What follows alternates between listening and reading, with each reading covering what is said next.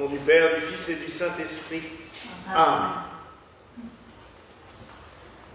Mes frères et sœurs, mes sœurs, mes frères et sœurs qui nous regardez, nous célébrons aujourd'hui un saint qui vous vient de bien loin, mais dont l'œuvre la plus connue, dont l'œuvre majeure, je dirais, est sans doute l'icône la plus connue au monde, la Sainte Trinité.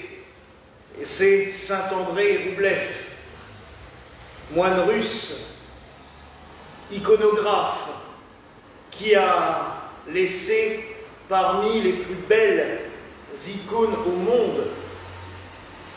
On connaît la Trinité, mais je pense aussi à l'image du Sauveur, qui est une pure merveille, et que vous connaissez sans aucun doute aussi, pour l'avoir déjà vu, car il faut bien reconnaître que l'Occident, depuis les années 60, a une passion aussi pour les icônes, et que souvent les images pieuses sont puisées dans le répertoire iconographique.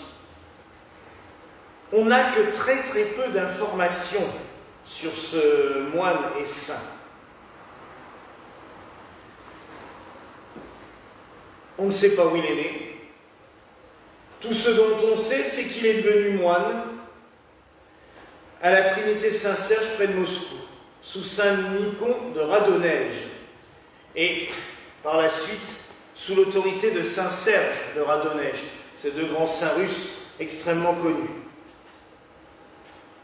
On trouve la première mention d'Andrei Roublev en 1405, puisqu'il décora la cathédrale de l'Annonciation qui se trouve au Kremlin.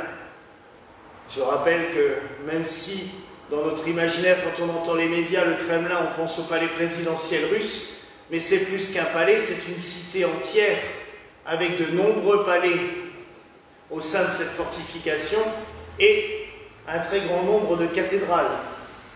Vous avez fait le compte, une fois, il y a plus de 100 cloches, rien que dans le Kremlin, tellement il y a de clochers, de cathédrales et de différents... il y a même des monastères au sein du Kremlin. Ces icônes commencent à être connues, mais nous avons un souci, c'est qu'il est très difficile d'identifier les iconographes parce qu'ils ne sont pas censés signer leur œuvre. L'icône, ce n'est pas une œuvre d'art, c'est une œuvre spirituelle. Elle est faite dans la prière, avec des techniques très particulières. Il y a même une façon particulière de préparer le bois. Quand vous avez une vraie icône, nous en avons quelques-unes ici. Non, elles sont en bas. Elles ne sont pas dans l'église, là. Mais il y a là, par exemple, la grande aussi, l'icône de Saint-Nicolas est faite aussi selon le modèle traditionnel. Mais il y a deux barres transversales à l'arrière qui servent d'un côté à ce que le bois ne se torde pas sous l'humidité de la peinture, mais aussi qui symbolisent les deux traverses de la croix. Il y a la façon de préparer l'après, de mettre les feuilles d'or, de peindre, le décrire, parce qu'une icône n'est pas peinte, elle est écrite. C'est pour ça que si vous entendez des fois ce terme d'écrire une icône, ce n'est pas une erreur, c'est vrai. On écrit une icône, puisque en fait, l'iconographe essaye non seulement de représenter quelque chose, mais surtout de transmettre le message de la vie du saint ou du mystère qui est représenté dans l'icône. C'est très différent d'une peinture, où une peinture va essayer de représenter quelque chose de manière belle, jolie à l'œil. Une icône n'est pas forcément toujours belle. Le portrait d'un saint n'est pas toujours très avenant, surtout quand on prend l'iconographie russe, où les visages sont des fois assez durs. Les icônes grecques, certaines aussi, sont très dures. Si on prend l'iconographie roumaine, là, c'est déjà plus ressemblant, je dirais, à une peinture. Donc, notre saint du jour, Andrei Roublev, est un moine. Il a fait ses vœux monastiques, et son travail monastique est donc d'écrire des icônes. Je précise aussi que son travail iconographique n'est pas de peindre des icônes grandes comme ça, comme on a la représentation là. La Sainte Trinité est extrêmement grande. Elle est au musée Tretiakov à Moscou, elle est immense. C'est des icônes pour des cathédrales qu'il fait, donc il faut qu'elles soient visibles de loin. C'est un travail ardu. Certains iconographes peuvent mettre à l'époque 2-3 ans à écrire une icône. Donc il a vraiment le temps de méditer sur son sujet. On dit qu'il a reçu aussi l'initiation à l'iconographie par un autre grand iconographe qui s'appelle Théophane le Grec, et par le moine Daniel, son compagnon. On va le voir peindre des fresques dans la ville de Vladimir, puis il va devoir décorer la cathédrale de son monastère qui est dédiée à la Sainte Trinité. Là, nous sommes en 1408 et c'est à cette occasion donc qu'il peint cette icône de la Trinité. Enfin, nous appelons ça icône de la Trinité, mais en fait, cela représente l'icône de l'hospitalité d'Abraham. Nous le lisons, ce texte, le jour de la fête de la Trinité. C'est quand Abraham, au pied du chêne de Mambré, reçoit la visite de 3 anges. Et avec Sarah, il prépare un repas pour ces 3 anges. La théologie de l'Église, aussi bien orthodoxe qu'occidentale, a toujours vu dans cette représentation, ces 3 anges venant rendre visite à Abraham, une représentation de la Sainte Trinité. De la manifestation, et sans aucun doute l'unique manifestation de la toute Sainte Trinité à un être humain. Et André Roublev a tellement médité sur le sujet que dans son hospitalité d'Abraham, il a totalement zappé Abraham et Sarah. D'habitude, dans ces icônes, on voit les 3 anges et Abraham et Sarah. Là, il s'est dit, ce n'est même pas la peine de les mettre.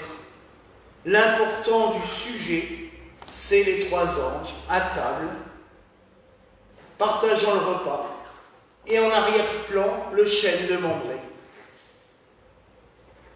Et c'est à partir de cette icône, je dirais que le mystère de la toute Sainte Trinité a été d'une certaine manière révélé plus facilement au monde. Je vous l'ai déjà dit lors de la fête de la Trinité, c'est la chose la plus compliquée à expliquer. Mais comment expliquer Dieu? Voilà, déjà comment rentrer en détail dans ce qu'est Dieu? Et c'est d'ailleurs, je trouve, la chose la plus cocasse dans l'Église universelle, c'est que des pauvres êtres humains passent leur vie à essayer d'expliquer des choses divines. On peut expliquer comment on le ressent, on peut expliquer les manifestations de Dieu pour les humains, les manifestations de Dieu dans nos vies, mais expliquer Dieu, là, ça devient totalement ardu. Mais par son icône, par sa façon de représenter les 3 personnages, avec des visages totalement identiques, mais des habits différents, il a manifesté un petit peu ce mystère de la Sainte Trinité. 3 visages identiques qui nous représentent le fait que c'est un seul Dieu. Puisqu'ils sont 3, mais un. Les vêtements, c'est parce que tout simplement, Dieu se révèle de 3 manières différentes aux hommes. Le Père créateur, le Fils rédempteur et l'Esprit sanctificateur. C'est toujours un seul Dieu, mais qui se manifeste aux hommes de différentes manières. Et les trois façons de s'habiller différemment de ces anges nous représentent cela. Pour moi, personnellement, Andreï Roublev a été choisi par Dieu, sans doute par son ascèse, parce que c'est les seuls témoignages qu'on a de lui, c'est que c'était un moine qui suivait une ascèse extrêmement rigoureuse. Je rappelle que dans l'orthodoxie, notamment russe, il y a de très très nombreux jeûnes. Nous connaissons le carême, nous connaissons l'Avent, nous sommes censés faire quelques restrictions. Il y a les 4 temps, mais chez les Russes, il y a le jeûne du carême, 40 jours, mais on jeûne aussi presque un mois avant la Saint-Pierre et Paul, donc le 29 juin. On recommence à jeûner à partir du 14 juillet, aux alentours du 14 juillet jusqu'au 15 août. Et on rejeûne encore une fois presque un mois entre le 15 août et la fête de la Sainte-Croix. Vous voyez que la l'ascèse est très rigoureuse. Et sans compter que dans les monastères, chaque moine avait la possibilité de s'infliger encore d'autres pénitences. Mais comme je l'ai dit mercredi soir pour Saint Libère de Maligne et la règle colombanienne, ce n'est pas pour faire du mal aux gens, les pénitences monastiques ou les ascèses. C'est pour se discipliner soi-même, pour se rapprocher plus de Dieu. Et je pense vraiment que Saint Andreï a réussi, lui, à se rapprocher de la divinité, à s'unir presque totalement à la divinité pour nous la représenter de cette manière-là. Vous savez qu'il est totalement, logiquement interdit de représenter Dieu le Père. On a des représentations quand même, parce que l'être humain a toujours eu besoin d'essayer de s'imaginer quelque chose. Quand on fait la fête du Père éternel le 1er janvier, on a aussi une représentation de la Trinité, d'une certaine manière, puisqu'on a le Père éternel représenté en grand barbu, mais c'est quand même comme ça que l'imaginaire se le représente, portant dans ses mains l'hostie, le Christ offert au monde, avec la colombe de l'Esprit entre les deux. C'est notre manière de se la représenter. Mais théologiquement, la plus juste, la plus pure, c'est la Trinité de Roublev. Et en méditant devant cette icône, je pense que là, on peut vraiment s'approprier les mystères de Dieu. Par la suite, après cette icône, il va en faire d'autres.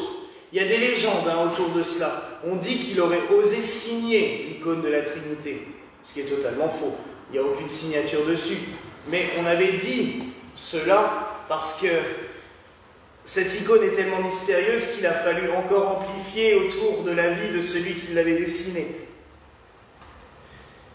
Il a orné la cathédrale du Sauveur, à Moscou aussi. Il aurait peint justement la fameuse icône du Sauveur.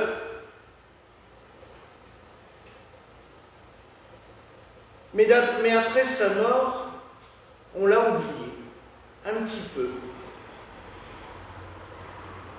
Il est enterré dans son monastère. On dit qu'il est mort le 29 janvier 1430 ou le 17 octobre 1428.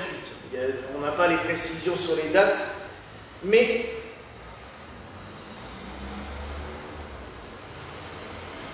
à part son ami et successeur, on l'a un peu oublié. Et ce qui est assez marrant, c'est que c'est la propagande soviétique, communiste, qui va le refaire connaître au monde. Eh oui, des fois. Vous savez que les communistes, malheureusement, ont détruit des milliers et des milliers d'œuvres en rasant les églises en Russie après la révolution de 1917. Mais l'icône de la Trinité les a marqués. Et elle a été protégée. Elle a été exposée à la galerie Tretiakov, où elle est toujours. Et l'office de propagande communiste ou soviétique en 1966, a eu l'idée de faire réaliser un grand film, une fresque magnifique, sur Andreï Roublev. Donc, un film totalement romancé, puisque je vous ai dit qu'on ne connaît quasiment rien de sa vie, à part 2-3 heures. Mais ils ont voulu s'approprier, je dirais, ce personnage, peut-être aussi amadouer les chrétiens à qui on essayait de supprimer leur religion, mais on sait pertinemment que de 1917 jusqu'en 1997, toute cette période du communisme, ils ont eu beau faire, pour tout 92, pardon, ces 75 ans, ils ont eu beau tout faire pour essayer de détruire la religion, ça n'a jamais marché, puisque les évêques continuaient à ordonner des prêtres en cachette, dans les caves des immeubles, dans les appartements, il y avait des églises domestiques, la foi orthodoxe a perduré. Peut-être pour ça que maintenant elle est devenue si puissante et des fois même un peu autocratique, la foi russe, parce que, comme tous ceux qu'on a privés de leur foi, quand ils peuvent la récupérer et la refaire au grand jour, des fois c'est un petit peu violent. Ça rappelle beaucoup la Restauration en France, où l'Église catholique était omnipotente et super puissante après 1814, à la fin de l'Empire, quand elle a pu reprendre, je dirais, toute sa liberté. Elle a pris un pouvoir qui était démesuré par rapport à ce que devrait être, je dirais, la foi. Mais ça s'explique donc. Et donc il y a eu ce film, tourné par Tarkovsky, qui est un film...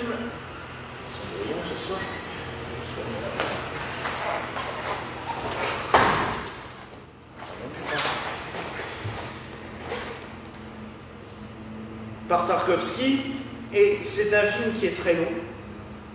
J'en ai lu quelques extraits, on le trouve sur internet en entier, mais il est assez long et on trouve très peu de versions traduites en français. Il y en a une et elle est très difficile à trouver. Mais par ce film de propagande, je rappelle, c'était vraiment de la propagande pour montrer l'identité soviétique, russe, de ceux qui travaillent. Il y a une scène magnifique d'ailleurs de la coulée d'une cloche monumentale en Russie, où on exalte surtout le travail des ouvriers qui sont là pour soulever la cloche. Mais ce film a fait renaître, je dirais, Andreï Roublev, l'a fait connaître au monde, parce que ce film a été quand même diffusé un peu partout dans le monde. Et à partir de là, les Russes se sont réappropriés leur artiste. Ils ont partagé ses œuvres, ils les ont exposées dans les musées. On a même appelé un cratère de la planète Mercure du nom d'Andreï Roublev. Les spationautes et les scientifiques russes, soviétiques, quand ils ont fait les découvertes avec les télescopes des phases de certaines planètes, ils ont nommé un des cratères de Mercure du nom d'Andreï Roublev. Après la liberté, je dirais, religieuse retrouvée, après 1992, l'Église russe a fait tout un travail de canonisation. Alors ils avaient déjà commencé, l'Église russe hors frontières, c'était cette Église qui avait refusé de faire allégeance au communisme, donc qui dirigeait toutes les paroisses hors Union soviétique, a canonisé Andreï Roublev en 1988. Après la réunification des deux églises, la canonisation a été validée pour toutes et tous. Pourquoi nous l'avons ajouté à notre calendrier? Tout simplement parce que je pense sincèrement qu'Andreï Roublev est un lien entre Orient et Occident. Il n'a pas connu l'Occident et sans doute rien du tout de notre spiritualité occidentale. Mais son image a traversé les frontières, son travail a traversé les frontières. L'icône de la Trinité est représentée un petit peu partout, maintenant, en Europe et en Occident. Il y a très peu de prêtres qui n'ont pas une image de la Sainte Trinité dans leur presbytère. On la donne aux enfants. elle est représentée dans des églises modernes où elle a été reproduite. Et ce lien peut permettre un jour, je pense, l'union des églises. Non pas une union autour d'un homme, ce n'est pas ce que le Seigneur voudrait. Non pas une union avec un seul rite, et tout le monde doit faire pareil. L'Église n'a jamais existé sous cette forme-là, je ne vois pas pourquoi maintenant elle devrait s'y mettre, puisque on le sait que même pas 100 ans après la mort du Christ, il y avait déjà au moins une quinzaine de liturgies différentes en fonction des villes où ça avait évolué. Mais une union autour de la foi en la toute sainte Trinité, cette représentation. Si tous les chrétiens peuvent se réunir autour de cette icône, ce serait déjà merveilleux. Et je pense qu'elle devrait présider à toute assemblée œcuménique. Parce que là, il n'y a pas de savoir si, oui, on a le droit de mettre le Christ sur la croix, non, on n'a pas le droit de le mettre, non, on n'a pas le droit de représenter la Vierge, non, on n'a pas le droit de mettre cire. C'est toujours à chaque fois des... On se crêpe le chignon des fois pour des détails, les chrétiens. Entre nous, c'est pas n'importe quoi des fois. Mais là, cette image-là, personne ne peut rien dire. C'est la représentation d'une scène biblique et la représentation surtout de la seule et unique manifestation de la toute sainte Trinité aux hommes. Alors, remercions le Seigneur de nous avoir donné un saint comme André Roublev.